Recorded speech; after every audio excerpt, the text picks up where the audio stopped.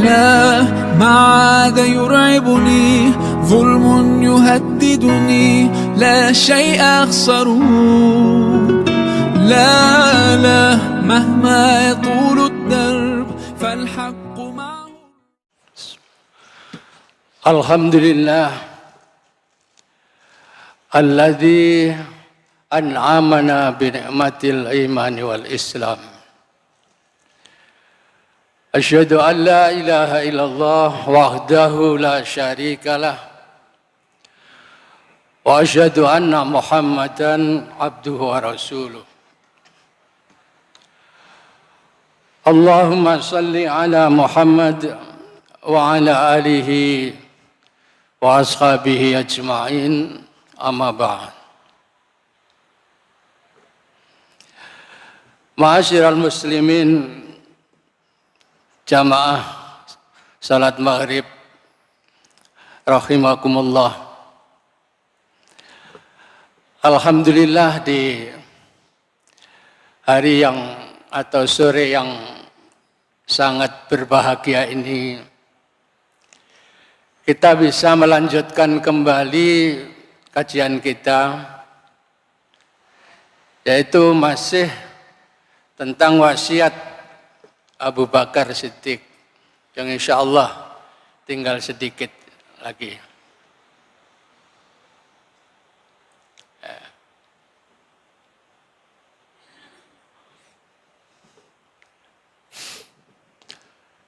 Di sini ada suatu pertanyaan, jadi lanjutan dari masalah sirat kemarin. Ada suatu pertanyaan, apakah orang kafir itu perlu dihisab dan juga perlu melalui sirat? Nah, ini pertanyaan.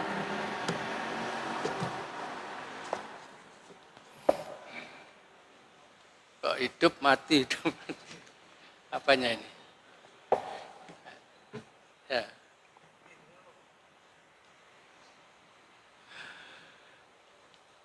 Jadi kembali, apakah orang kafir yang tidak beriman itu juga perlu dihisab dan perlu melewati sirat nanti untuk menuju ke neraka itu? Ya. Ya.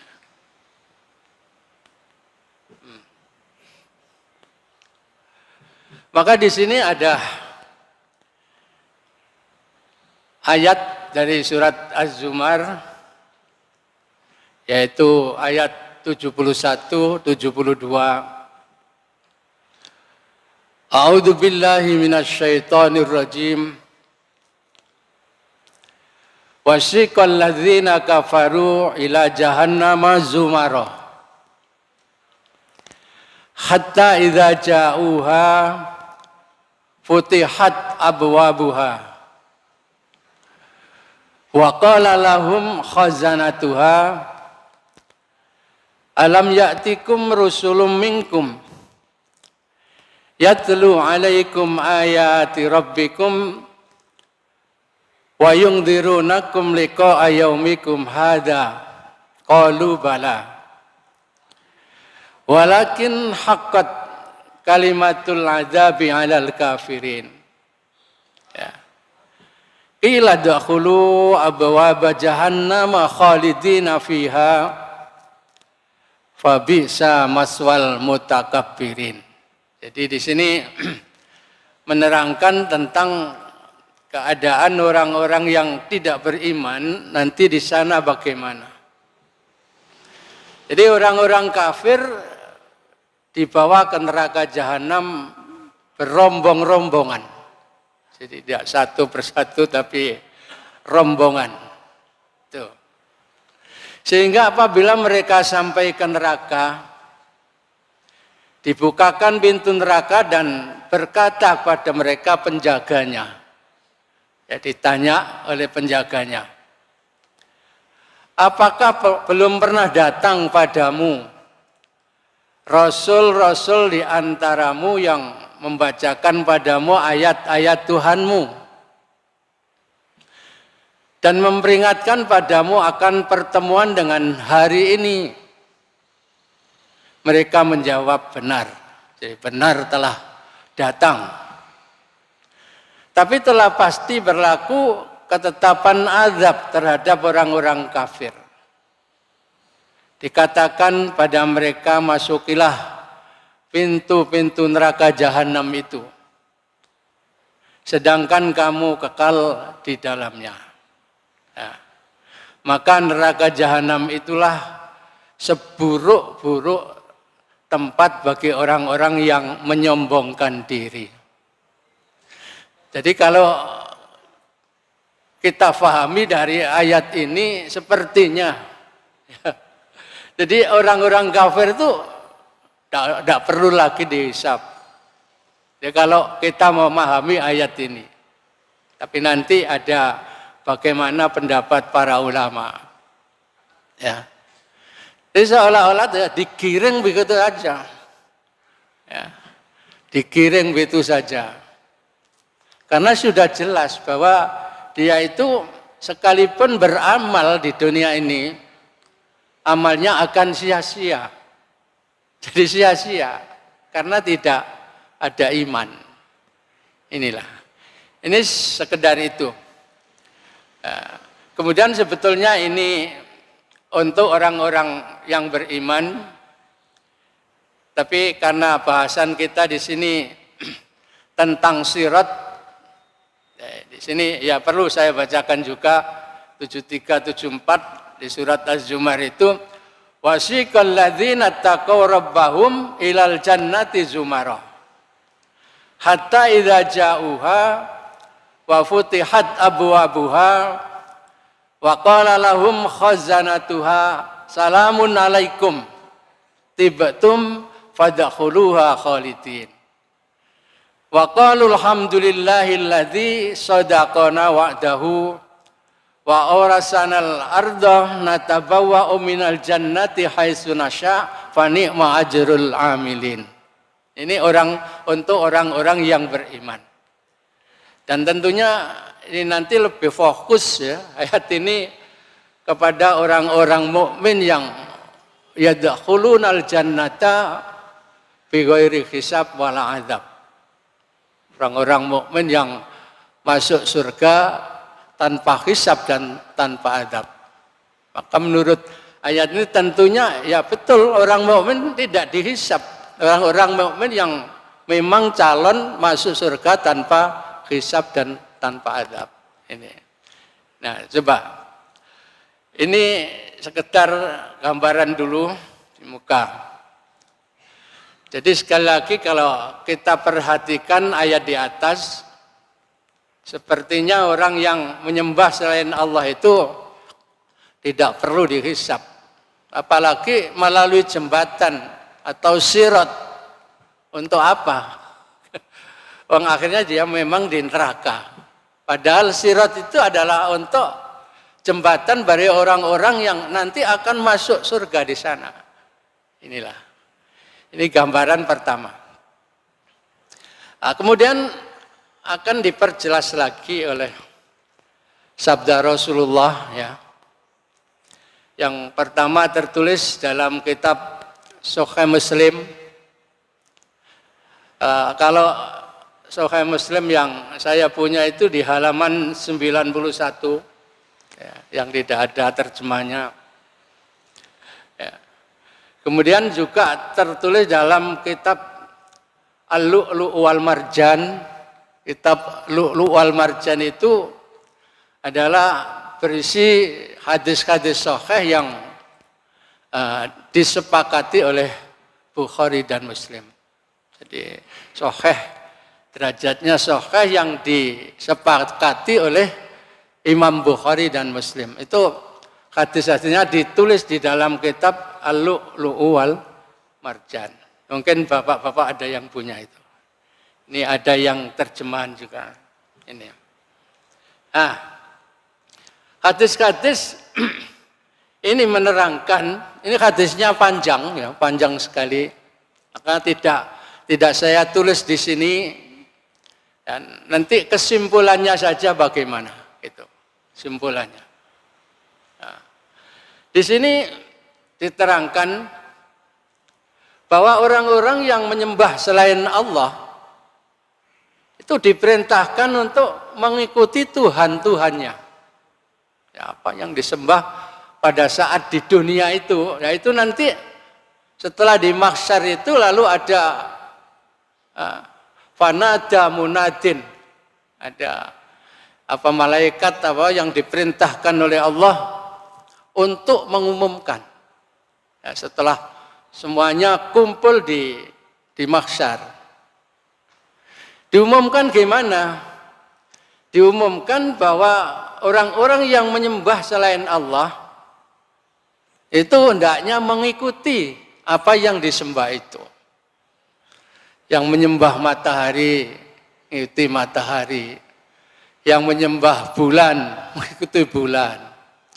Yang menyembah patung-patung juga mengikuti patung-patung. Ya. Yang menyembah manusia pun juga nanti mengikuti manusia yang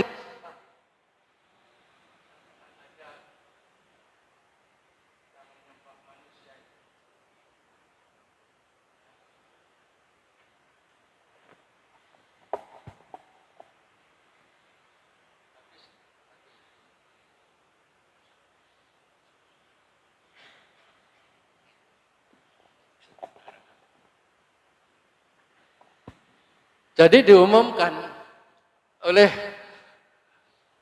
malaikat yang diperintahkan oleh Allah untuk mengumumkan semua yang menyembah selain Allah hendaknya mengikuti sesembahan-sesembahan mereka itu. Ya. Masing-masing semuanya lalu digiring ke neraka. Ya kan sudah jelas mereka berarti orang-orang musyrik. Ya, termasuk juga orang-orang yang tidak beriman pada Allah. Dikirim langsung. Jadi kalau kita pahami dari sini juga, maka mereka tidak usah dihisab, tidak usah melalui sirat. Enak wes. Tapi enaknya waktu itu. Nanti akhirnya masuknya ke neraka. Inilah. Maka di surat Az-Zumar tadi kan yang menanya hanya siapa? Hanya penjaganya, penjaga jahanam itu. Apakah belum datang kepadamu ya, apa rasul-rasul utusanku? Jadi ditanya itu kan, bukan berarti hisab kan. Wong yang menanya itu sudah di pintu-pintu jahanam. Ini. Jadi tidak perlu dihisab.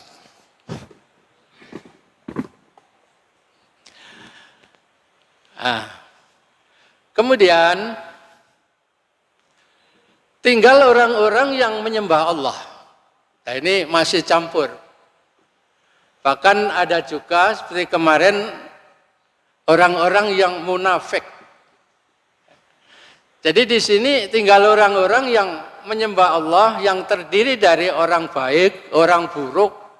Ya, itu semua yang perlu dihisab. Ya.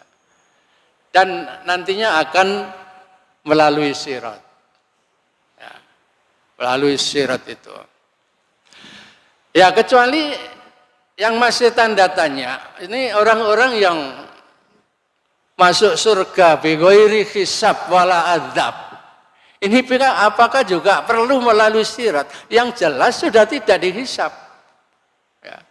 Tapi di sini tidak diterangkan, saya belum menemukan keterangannya bahwa mereka juga akan melalui sirat atau jembatan di atas neraka itu. Ini.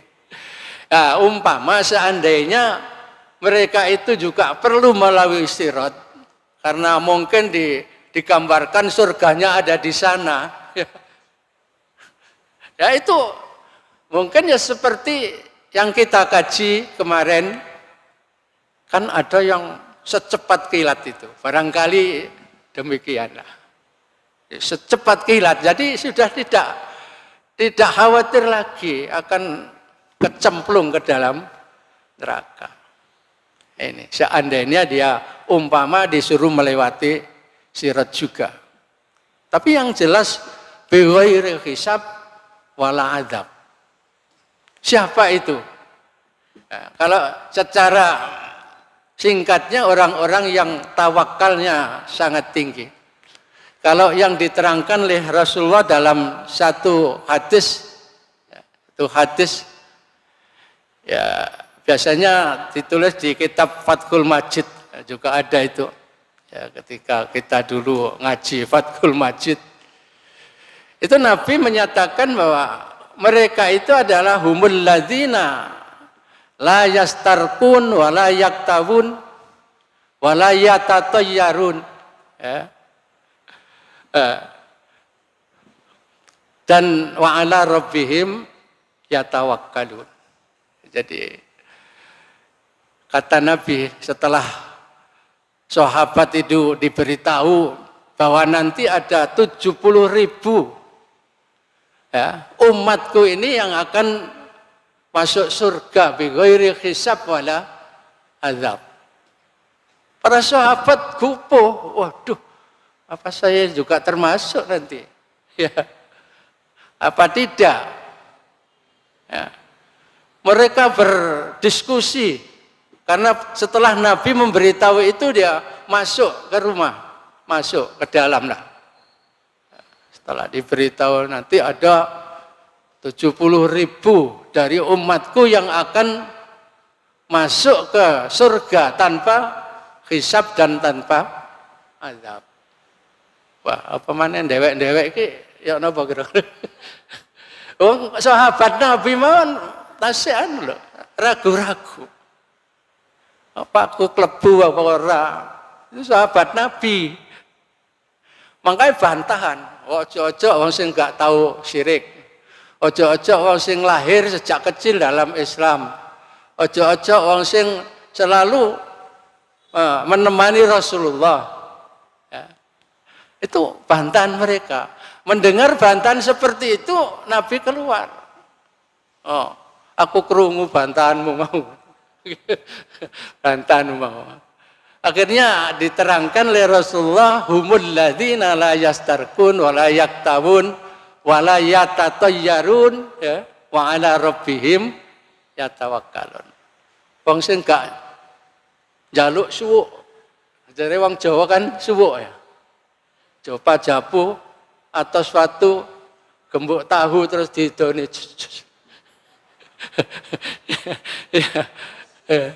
Rada awake panas ngelu titik disuwuk. La yastarqun. Gak njaluk suwuk. Ya.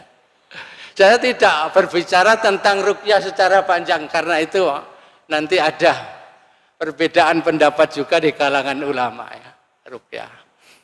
Ya, ada yang seperti orang pakai jimat dibuntel. Itu ulama sendiri kan juga berbeda pendapat. Kalau sing dibuntel iki ayat Quran jadi tidak apa-apa. Tapi sing dibuntel niku mbok tepake ngono ya, itu jenenge gak oleh. Itu seperti di Fathul Majid itu kan juga diterangkan begitu. Ya, saya dulu pernah ngaji itu. Ya, la yastarqun. Yang jelas sekarang kita pahami suwuk sing gak syar'i ngono. Ya. Karena Nabi juga pernah nyuwuk ketika Ali mau diserai bendera sebagai komandan tentara. Itu ditanya, "Mana Ali?" Pagi-pagi ditanya, "Mana Ali?" "Wah, sakit mata ya Rasulullah." Ali. Kon rene. Terus itu nih Rasulullah itu. Ya, tidak tahu apa ludahnya Rasulullah dengan ludah kita itu sama. Tidak tahu, yang jelas pada saat itu kayak wong nyuwuk itu. Ini. Jadi ini perlu bahasan panjang enggak? Ini hanya untuk siapa sebenarnya yang mau masuk surga tanpa hisab, tanpa adab. Masalah ruqyah itu biar ada pembahasan tersendiri. Ya. Insya Allah sudah pernah dibahas ya, di pengajian-pengajian. Jadi yang pertama layas tarkun gak njaluk suwuk. Apa mana suwuk sing suwuk Jawa ngoten iki. Ini mbutungane ya apa pokoke disesuaikno mbek penyakite biasa ngoten. Ya, layas tarkun. Wala yaktawun orang nganggo obat tos. Jadi dulu itu ada pengobatan besi itu dibakar sampai apa? Ya sampai muruk, sampai mowo lah istilahnya. Lalu mana yang sakit itu dicoskan. Itu kata Nabi akhirnya, Nabi kok sepertinya tidak setuju itu ya. Makanya di situ la yastarkun wala yaktawun. Kemudian wala yatatayyarun. Tidak mercayani unine burung-burung niku lho. Oh nek munine ngene sial iki. Nek manuk iki munine ngene waduh iki rezeki ngene. Itu namanya yatatayyarun atau tatayyur. Ya, tatayyur, yatatayyarun. Wah iki ana pitik jago kluruk sore-sore iki ana rondo meteng. Pokoke diramesi kabeh niku. Itu namanya yatatayyarun. Seolah-olah bisa menetapkan dengan bunyi burung tadi, wah iki sial, iki gak sial. Ini perlu kita pahami. Nah itu kata Rasulullah 3 itu, dan ditambah lagi wa ala rabbihim yatawakkalun, dan selalu bertawakal pada Allah. Tawakal ini bukan tawakal yang tanpa ikhtiar, tapi semua tawakal itu hendaknya didahului dengan ikhtiar. Cancangan sik untamu lalu tawakal kan gitu. Ya. Garapan sik tanahmu terus baru diciri diobati barang tawakal setelah itu. Ini kata Rasulullah. Itulah ciri-ciri orang yang nanti akan masuk surga tanpa hisab, tanpa adab. Waduh, pating plongo para sahabat. Sapa rek sing klebu iki? Tibake ana sing ngacung jenenge Ukasah. Jenenge Ukasah ngacung, "Ya Rasul, kula panjenengan suwunaken supados kula klebet sing 70.000 niku." Wah, enak jawabe. Anta minhum. Yo, kowe klebu kowe. Suweneng, Pak. Megilan. Bareng ono sing tiran-tiran maneh. Wah, Ukasah diterima rek aku tak nyoba ngacung maneh. Ya, minta didoakan oleh Rasulullah. Ngacung. Tibake jawabannya beda. Jawabannya tidak menyinggung perasaan, tapi halus Rasulullah. Sabaqo kabiha Ukasah. Sayang pun kedisian Ukasah. Di jawabannya enak. Ndawek ngono, wah kon ngono iku gak kira klebu kan ngoten. Tapi Nabi enggak, halus. Sabaqo kabiha Ukasah. Sayang mau gak esuk-esuk titik mau ya kedisian Ukasah. Ini Masya Allah. Nah, itulah antara lain ciri-ciri orang yang disebutkan oleh Rasulullah sebagai calon penduduk surga yang tanpa hisab dan tanpa azab.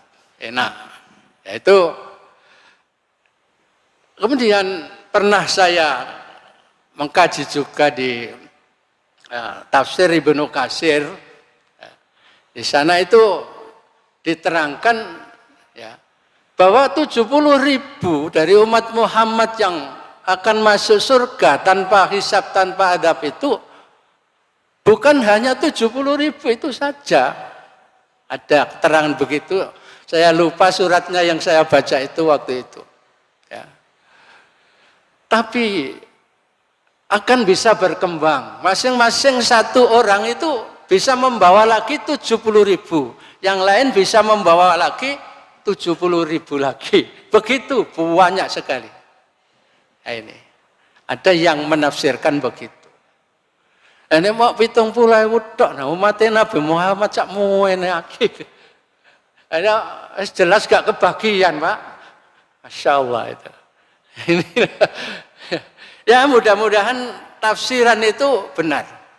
Ya, tentunya yang menafsirkan itu juga berdasarkan hadis-hadis juga. Ya. Itu sudah lama saya baca. Saya lupa surat apa pada waktu itu yang saya baca itu. Tapi ada penafsiran yang seperti itu. Nah, ya mudah-mudahan begitu. Sehingga semuanya nanti bisa katut. Amin ya. Itu kadek kerengkel nguat Pak. Gak senajan nguat ya seperti kilat saja gitu. Ini Masya Allah. Ndah nih iso ngono. Ini. Pun. Ya kita lanjutkan. Sekarang bagaimana pendapat ulama? Yang pertama terkait umat Islam. Ya, tentang hisab dan sirat tadi. Umat Islam, para ulama sepakat mereka akan dihisab pada hari akhir. Ya, semuanya akan dihisab. Kecuali 70.000 orang yang akan masuk surga tanpa hisab. Karena mereka sudah tidak punya dosa. Tidak perlu dihisab lagi. Ya. Cuma di sini tidak diterangkan tentang masih melalui sirat apa enggak. Ya, mudah-mudahan sekalipun melalui sirat ya itu tadi yang tercepat itu tadi. Ini. Ya. Wes ngono jare Pak Cijon. Ini. Sekarang tentang orang kafir. Ini ada dua pendapat. Yang pertama, jadi mereka orang kafir tidak akan dihisab. Karena apa? Pekerjaan yang mereka lakukan di dunia hanya sia-sia. Ya. Sia-sia karena tidak didasari iman. Sering sudah saya sampaikan bagikan fatamur karena nanti di sana dicari nanti aku biyen ya tahu nglakoni apik. Ya, di sana seperti ada air dilihat tuh bukan air. Itu fata morgana. Ya, makanya karena amalnya itu sudah sia-sia, tidak ada gunanya lagi untuk menghitung mereka untuk apa? Masih dihitung-hitung lagi. Ya wis nanti kiring seperti surat Az-Zumar tadi katanya. Ini surat Az-Zumar itu. Ini. Lalu pendapat kedua, mereka akan dihisab. Ya. Ini ada dua kelompok memang nanti masing-masing punya alasan. Alasannya juga ayat-ayat Quran. Sama-sama. Mereka akan dihisab untuk mengetahui seberapa besar hukuman yang akan ditetapkan pada orang kafir itu sesuai dengan perbuatannya. Jadi saya perlu dihisab karena sekalipun orang kafir itu ya kelakuan jeleknya itu ya juga tidak sama sehingga nanti untuk menimbang wah ini perlu jero hukuman ini perlu gak jero-jero nemen. Tidak. Misalnya yang ini kena panasnya berapa derajat, yang sini mungkin lebih rendah gitu. Bisa juga begitu. Ini makanya perlu ditimbang, dihisab. Tentu yang dihisab kejelekannya itu tadi. Kejelekannya itu. Ini lebih banyak kejelekannya yang ini. Ya sekalipun dia tidak beriman tapi tidak terlalu banyak kejelekannya. Ini. Jadi sekalipun amal baiknya tidak diterima, tapi punya amal-amal jelek yang perlu diperbandingkan antara satu dengan yang lain. Bahkan Imam Ibnu Taimiyah ya, Ibnu Taimiyah itu pernah ditanya ya, apakah kafir akan dihisab di hari akhir? Beliau hanya menjawab masalah ini masih dipertentangkan oleh para ulama, terutama antara para sahabat di kalangan Imam Ahmad ini yang mempertentangkan, ya. Di antara para sahabat. Sahabatnya Imam Ahmad maksudnya, bukan sahabatnya Nabi. Ya, teman-temannya Imam Ahmad masih mempertentangkan. Pendukung-pendukung dari Imam Ahmad. Biasanya Imam Ahmad ini disebut Imam Ahmad bin Hambal kan? Bin Hambal. Ya, sering pendapatnya berbeda. Dari pendapat pertama yang mengatakan bahwa orang kafir tidak perlu dihisab itu, yang pertama ayat Al-Mutaffifin ayat 15. Itu begini. Kalla innahum ar-rabbihim yauma idzil lamahjubun. Jadi sekali-kali tidak. Sesungguhnya mereka pada hari itu benar-benar tertutup dari Tuhan, dari rahmat Tuhan mereka.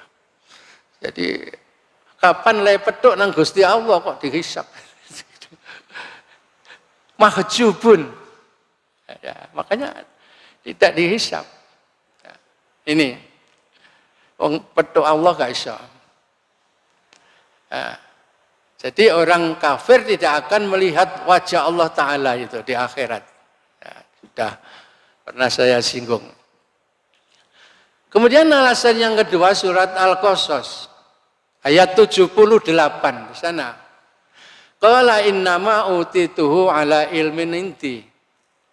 Awalam ya'lam annallaha qad ahlaka min qablihi minal qurun man huwa asyaddu minhu quwwatan wa aksaru jam'a. Nah, ini fokusnya di sini. Wala yus'alu an dzunubihimul mujrimun. Dan tidaklah perlu ditanya pada orang-orang yang berdosa itu tentang dosa-dosa mereka. Wis gak perlu apa tuh, gak ngopo. Oh ya jelas neraka. Ini alasan mereka yang mengatakan bahwa tidak perlu dihisab orang-orang kafir. Kemudian di surat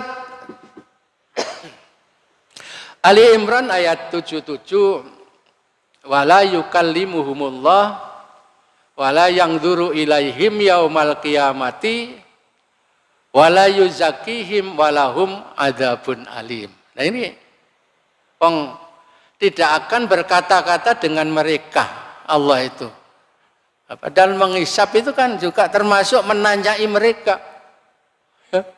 Karena tidak berkata-kata dengan mereka berarti tidak tanya apa-apa. Allah itu pada orang-orang kafir itu. Ya. Dan tidak pula akan mensucikan mereka. Dan bagi mereka azab yang pedih. Ini ya, ada 3 ayat menjadi alasan. Kemudian pendapat orang kafir akan dihisab pada hari kiamat itu surat Al-An'am ayat 30. Ya. Walau taro idh wuqifu ala rabbihim